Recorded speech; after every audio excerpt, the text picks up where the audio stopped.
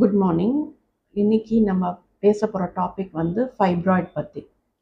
ஃபைப்ராய்ட்ஸ்னால் என்ன அப்படின்னா, மசில்லேருந்து, அதாவது யூட்ரைன் மசில்லேருந்து வரக்கூடிய பினைன் கட்டி, அதாவது கேன்சர் கட்டி கிடையாது. இது நார்மலாக வர மசில்லேருந்து வரக்கூடிய கட்டிக்கு பேர் ஃபைப்ராய்ட்னு சொல்லுவோம். இது வந்து 20 to 40% of the reproductive age group விமெனை வந்து அஃபெக்ட் பண்ணுது.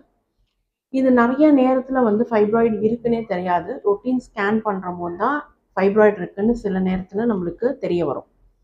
இந்த ஃபைப்ராய்ட்னால என்னென்ன ப்ராப்ளம் வரும் அப்படின்னா, ஒவ்வொரு மென்சஸ் போதும் நிறைய ப்ளீடிங் இருக்கும்.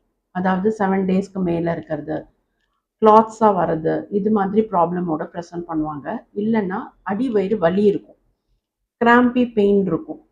இல்லைன்னா யூரின் ப்ராப்ளம் இருக்கலாம். யூரின் போகிற போது ஒரு அடைக்கிற மாதிரி ஒரு ஃபீலிங், இது மாதிரி இருக்கும் போது நீங்கள் டாக்டர்ஸ் கன்சல்ட் பண்ணுற போது ஃபைப்ராய்டு இருக்கான்னு நம்ம டெஸ்ட் பண்ணிக்கலாம். இப்போ டைப்ஸ் ஆஃப் ஃபைப்ராய்டு அப்படின்னு பார்க்குற போது நம்மளுக்கு 3 டைப்ஸ் ஆஃப் ஃபைப்ராய்டு இருக்குது. ஒன்று வந்து சப்னா யூட்ரஸ் உள்ளே வந்து ப்ரொஜெக்ட் ஆகிறது பேர் வந்து சப்மியூக்கஸ் ஃபைப்ராய்டு. இன்னொன்று யூட்ரஸ்க்கு வெளியில் இருக்கிறது, இது பேர் வந்து சப்சீரஸ் ஃபைப்ராய்டு. இன்னொன்று வந்து மசில்குள்ளேயே இருக்கிறது, இது வந்து இன்ட்ராமியூரல் ஃபைப்ராய்டு. ஸோ இதான் 3 டைப்ஸ் ஆஃப் ஃபைப்ராய்ட்ஸ்ன்னு சொல்லுவோம். இந்த ஃபைப்ராய்டு இருந்தால் என்ன டாக்டர், நான் ப்ரெக்னென்ட் ஆகும் போது எனக்கு ஃபைப்ராய்டு இருக்குன்னு சொல்கிறாங்க,